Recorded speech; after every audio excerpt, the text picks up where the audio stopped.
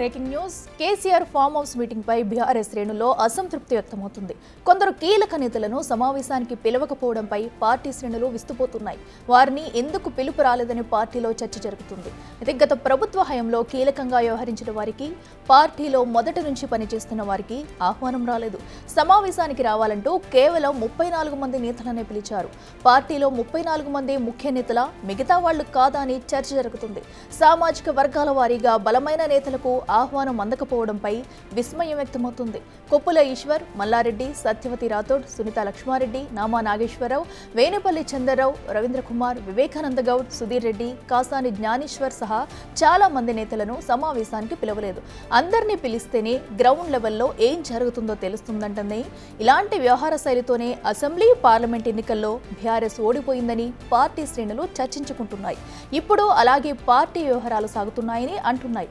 మరోవైపు ఆహ్వానం అందిన వారిలోనూ కొందరు సమావేశానికి హాజరు కాకపోవడం పైన పార్టీలో చర్చ జరుగుతుంది.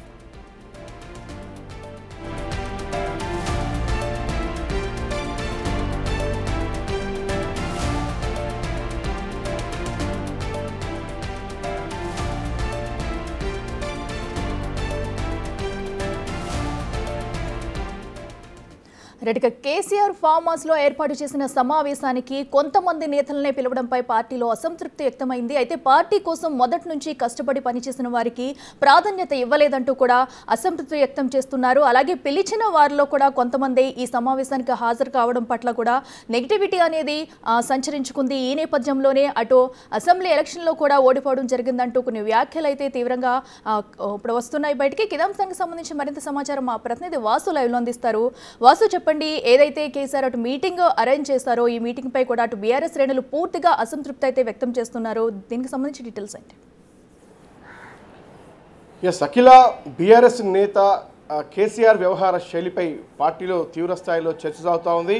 నిన్న ఎర్రబెల్లి ఫామ్ హౌస్లో ఏర్పాటు చేసినటువంటి సమావేశానికి కేవలం 34 మంది నేతలను మాత్రమే పిలవడం జరిగింది. చాలామంది కీలక నేతల్ని, ఎందుకంటే గత ప్రభుత్వంలో చాలా కీలకంగా వ్యవహరించినటువంటి వారిని కూడా పిలవకపోవడం పట్ల అసంతృప్తి వ్యక్తమవుతుంది. పార్టీలో తీవ్ర స్థాయిలో చర్చ సాగుతూ ఉంది. ఎందుకంటే ఫామ్ హౌస్ పరిమితమైనటువంటి కేసీఆర్ కొంతమంది నేతల్ని మాత్రమే పిలుచుకొని వాళ్ళతో సుదీర్ఘంగా సమాలోచనలు చేసినటువంటి అంశానికి సంబంధించి కూడా పలువురు కీలక నేతల్ని పిలవకపోవడాన్ని కూడా ఆ పార్టీ కార్యకర్తలతో పాటు నేతలు తప్పుపడుతున్న పరిస్థితి కనిపిస్తూ ఉంది.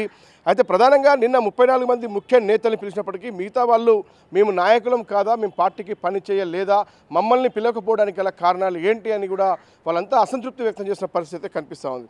అయితే నిన్న పిలువనటువంటి వ్యక్తుల్లో మనం ఒకసారి చూసినట్టయితే కీలక వ్యక్తులు కొప్పుల ఈశ్వర్, మల్లారెడ్డి, సత్యవతి రాథోడ్, సునీత లక్ష్మారెడ్డి, నామా వేములపల్లి చంద్రరావు, రవీంద్ర నాయక్, కేపీ వివేకానంద రెడ్డి, రవీంద్ర కుమార్, సుధీర్ రెడ్డి, కాసాని జ్ఞానేశ్వర్ రెడ్డి అంటే చాలా కీలకమైనటువంటి నేతలు.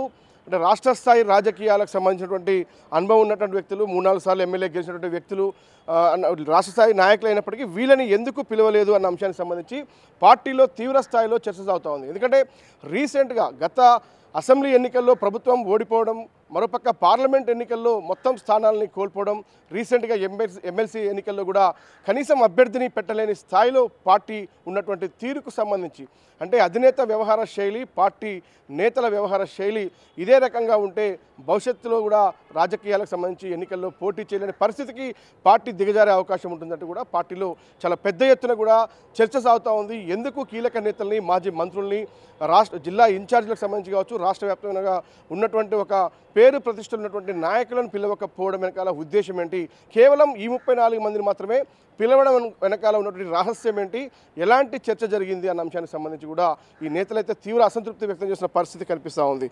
అయితే ఇప్పటికే ఎలక్షన్లకు సంబంధించి పార్టీ సమర్థవంతంగా అభ్యర్థుల్ని కూడా ఎన్నిక చేయలేని పరిస్థితుల్లో ఉన్నప్పటికీ రాబోయే స్థానిక ఎన్నికల్లో కూడా మేము ఏ రకంగా పనిచేయాలి, ఏ ముఖం పెట్టుకొని ప్రజల ముందుకు వెళ్ళాలి, ఏ విధంగా ఓట్లు అడగాలన్న అంశానికి సంబంధించి ఈ కీలక నేతలు తీవ్ర స్థాయిలో చర్చిస్తున్న పరిస్థితి కొనసాగుతుంది. ఎందుకంటే చాలా రోజుల తర్వాత కూడా మొత్తం రాష్ట్ర వ్యాప్తంగా ఉన్నటువంటి నాయకులకు సంబంధించి ఒక ముఖ్యమైన మీటింగ్ కొనసాగుతుంది.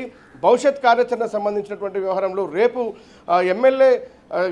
ఎమ్మెల్సీ ఎన్నికలకు సంబంధించి కూడా వ్యూహరచన, ఇద్దరు అభ్యర్థుల్ని పార్టీలో పెట్టాలని చర్చ సాగుతున్నప్పుడు ఆ సమయంలో మమ్మల్ని పిలవకపోవడం ఏంటి అన్నటువంటి చర్చ. ఎందుకంటే ప్రతిష్టాత్మకంగా రేపు జరగబోయేటువంటి 5 ఎమ్మెల్సీ స్థానాలకు సంబంధించి కూడా బీఆర్ఎస్ పార్టీ అభ్యర్థుల్ని పెట్టే అంశానికి సంబంధించి ఇందులో అభ్యర్థి సత్యవతి రాథోడ్ పేరు మొదటి నుంచి వినిపిస్తూ ఉన్నప్పటికీ ఆమెను కూడా పిలవకపోవడం కూడా ఒక తీవ్ర చర్చ సాగుతోంది. ఎవరికి ఎమ్మెల్సీ టికెట్లు ఇస్తారు, ఎవరిని నిలబెడతారన్న అంశంపైన కూడా ఎందుకంటే రేపు 10వ తారీఖు నామినేషన్లు దాఖలు చేయాల్సి ఉంది. కానీ పార్టీ అధినేత వ్యవహార శైలి మాత్రం ఈ విధంగా ఉంటే ఏ విధంగా ఎన్నికలకు ముందుకు పోవాలంటూ కూడా బీఆర్ఎస్ శ్రేణుల్లో తీవ్ర అసంతృప్తి, ఒక చర్చ అయితే సాగుతూ ఉంది.